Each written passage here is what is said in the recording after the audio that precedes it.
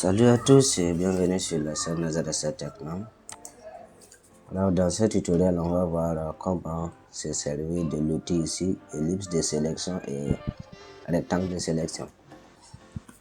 Alors cet outil est juste à côté de l'outil de déplacement. D'accord. Alors vous pouvez déplier ici, vous avez outil rectangle de sélection et là vous avez outil ellipse de sélection. D'accord, on vous dit bien sûr ici que le raccourci c'est M. Voilà, commençons avec l'outil rectangle de sélection. Alors comme son nom l'indique, l'outil rectangle de sélection va nous permettre de faire des sélections de type rectangle. D'accord, on peut bien sûr trouver les carrés dedans. Pour ce faire, vous prenez juste l'outil et vous allez essayer de sélectionner comme ça. Voilà. Et en faisant ça, si vous maintenez la touche Shift, vous allez avoir une sélection carrée. C'est-à-dire vous allez conserver la proportion en ce qui concerne la largeur et la hauteur. D'accord? Si je lâche, je vais pouvoir faire quelque chose de rectangulaire comme ça. Voilà. Comme ça aussi, si je laisse avec toujours l'outil sélectionné, je peux déplacer ma sélection. D'accord? Et là, si je laisse la sélection, je reviens prendre l'outil déplacement, je pourrais déplacer le contenu de ma sélection. D'accord,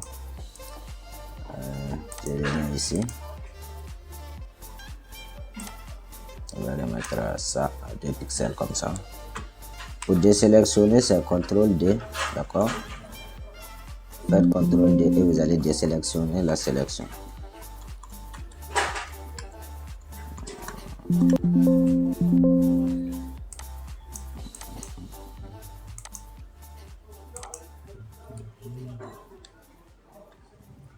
Voilà, comme ça, je désélectionne. D'accord, je vais essayer de faire ça. Je vais sélectionner quelque chose là. Comme ça. Comme ça aussi, si je veux ma sélection, je peux juste appliquer un masque de fusion ici. On n'a pas encore vu, mais on verra. Si j'applique un masque de fusion, c'est le masque qui est là. Le contenu de ma sélection en blanc et le reste de l'image en noir. D'accord, le noir permet de masquer, donc ce qui a permis de masquer le restant du contenu. D'accord, je vais supprimer ici le masque de fusion. Oui, supprimer. Voilà, je supprime ça comme ça. Je vais sélectionner un truc comme ça et je vais déplacer ça avec l'outil de déplacement. Je vais aller mettre ça ici, comme ça. D'accord, je maintiens la touche CTRL pour bien positionner mes points. Alors la touche CTRL, c'est la touche qui va faire appel encore à la transformation manuelle qu'on a vu précédemment. D'accord, je fais la transformation manuelle ici.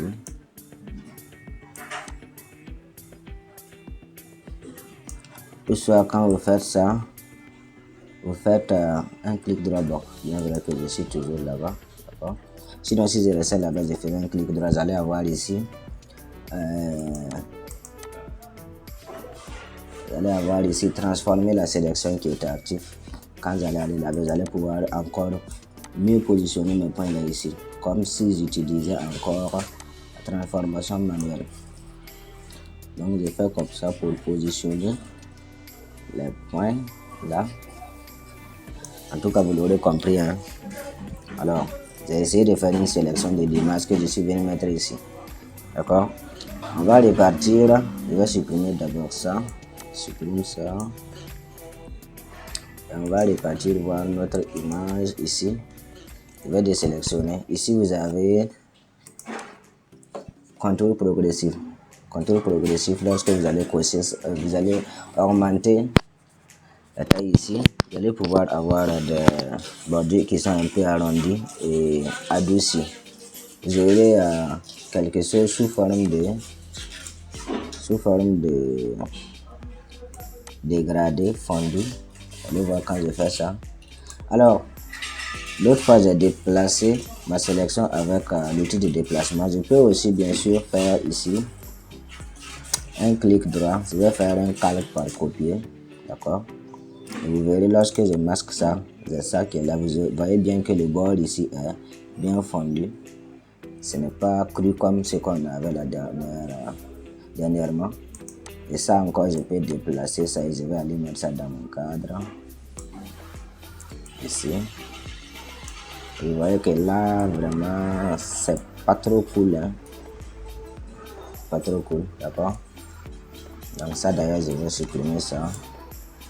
Et lorsque vous allez augmenter ici le contour progressif, il faut penser encore à le remettre à 0. Sinon, à chaque fois que vous allez venir avec l'outil de sélection, ça va rester toujours sur la valeur que vous avez mis précédemment. Même je supprime ça et je vais refaire ma sélection.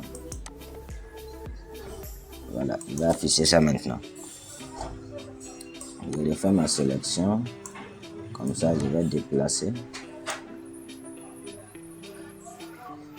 Voilà. Déplace ça un petit peu comme ça. Et je vais utiliser ça pour aller mettre mon image à l'intérieur ici. Voilà, comme ça, vous pouvez positionner encore.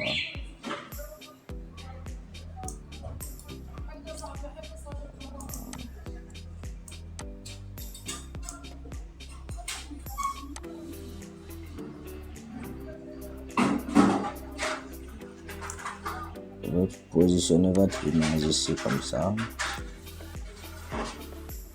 Et voilà, on vient juste de mettre l'image dans le cadre de photo ici. D'accord? C'est comme ça se passe. Repartons, on va voir pour l'outil ellipse de sélection. Pour l'outil ellipse de sélection, on va essayer de sélectionner une image ici. Ici.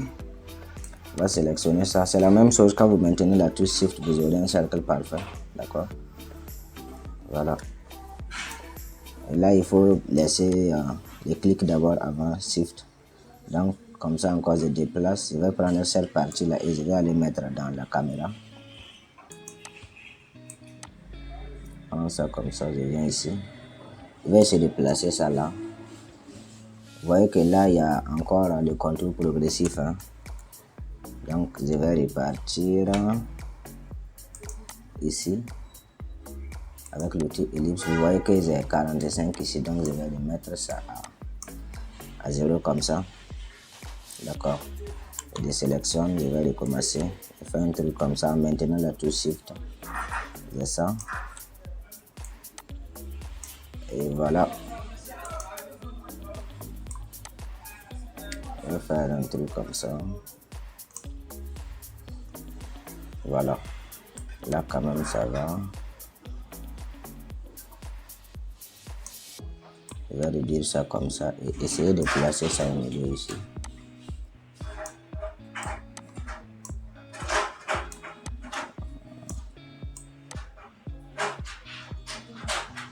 Voilà, j'essaie de faire un truc comme ça. Là, on a l'impression que on est en train de capturer les gars ici.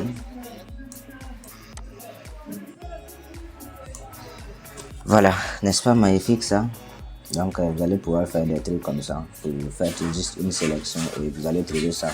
Et je rappelle aussi que pour le contour progressif, je vais revenir là avec ma sélection.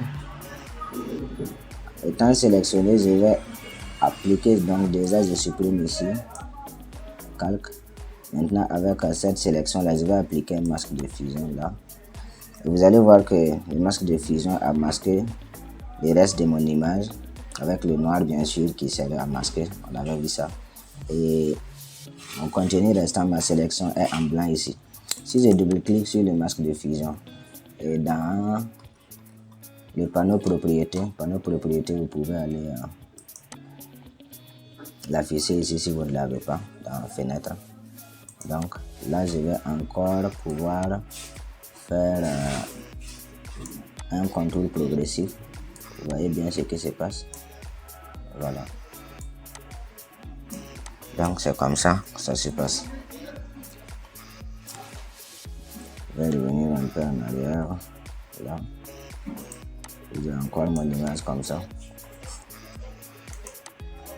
Bien sûr que dans ça, vous avez l'issage qui est coché, raison pour laquelle là, vous avez le bord ici qui est parfaitement lisse.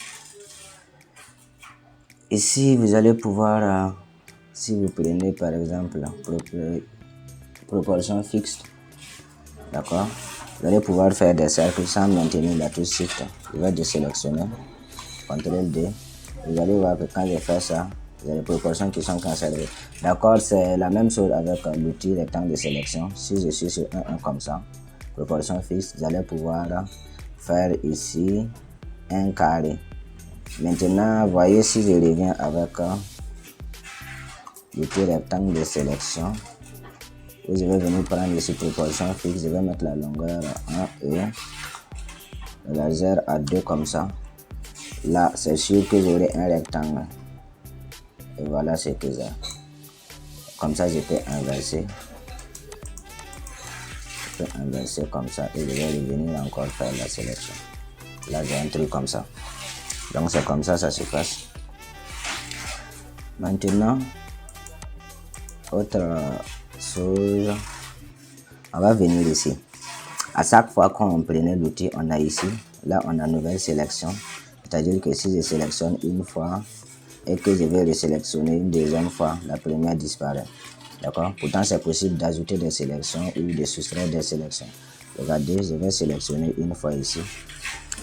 Et quand je prends ça, ça va me permettre d'ajouter des sélections. Je peux faire un truc comme ça.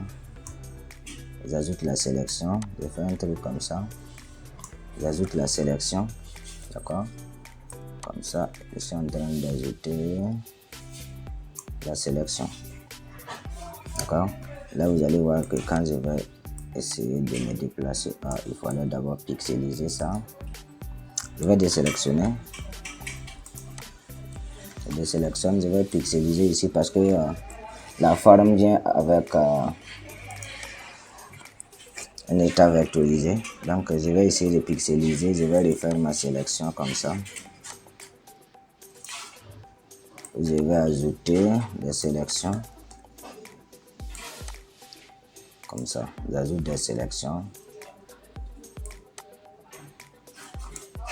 Comme ça. Maintenant, avec l'outil de déplacement, je peux déplacer ma sélection ici. D'accord? Comme je pouvais aussi rester, je remets ça à sa place et quand je vais appliquer un masque de fusion, vous voyez la forme que j'ai sélectionnée. Donc c'est comme ça que vous allez pouvoir aussi faire manipuler des formes dans Photoshop. Ça c'était l'ajout. D'accord, je vais encore supprimer ça. Je supprime juste. C'est pareil aussi avec l'outil ellipse. Hein. Maintenant, imaginez je fais un truc comme ça. Je fais ça. Je fais ça. Et peut-être que je vais soustraire quelques parties. Alors la commande suivante ici, ça va nous permettre de soustraire la sélection. Si je fais un truc comme ça, ça m'a enlevé cette partie, je vais faire ça. Ça m'enlève la partie. Je fais ça. Voilà. Là, je peux enlever les parties avec ça. Soustraire les sélections. Et la dernière va nous permettre de conserver juste l'intersection de deux sélections. Si je prends ça et que je vais l'intersection, comme ça j'aurai juste oh là là. Je suppose que vous n'avez pas vu, donc je reprends, je fais ça et je vais encore faire ça. J'aurai juste le carré, l'intersection des deux. Voilà ce que ça donne. Donc c'est comme ça aussi vous allez pouvoir ajouter, soustraire ou faire une intersection. Maintenant je rappelle que vous pouvez rester juste là et juste en utilisant, par exemple je sélectionne une fois. Si je vais ajouter, je sélectionne une fois. Si je vais ajouter une sélection, je vais maintenir la touche Shift et vous allez avoir un petit plus à côté du curseur. Là ça va vous permettre de faire les ajouts de sélection. Maintenant la touche Shift. Pour retrancher aussi, appuyez sur Alt et vous allez avoir moins. Donc, vous allez pouvoir retrancher la sélection en appuyant sur Alt. Comme ça. Maintenant, si vous voulez l'intersection, on va faire ça. Voilà. Vous appuyez en même temps sur je fais ça. Et quand vous appuyez en même temps sur Alt et Shift, vous faites une deuxième, vous allez avoir l'intersection. Donc voilà à quoi servent ces deux outils de sélection, à savoir l'outil rectangle de sélection et ellipse de sélection. Bien voilà, ici on a sélectionné et masqué, qu'on va voir après. C'est très utile d'ailleurs. Donc c'est la fin de cette vidéo. J'espère que vous avez bien compris. Si vous n'avez pas compris, vous pouvez poser des questions, laisser des commentaires. D'accord? Ou bien si vous avez d'autres utilités aussi pour ces outils, vous pouvez me les faire parvenir. Et n'oubliez surtout pas de vous abonner et de cocher la flèche de notification pour ne pas manquer les prochaines vidéos.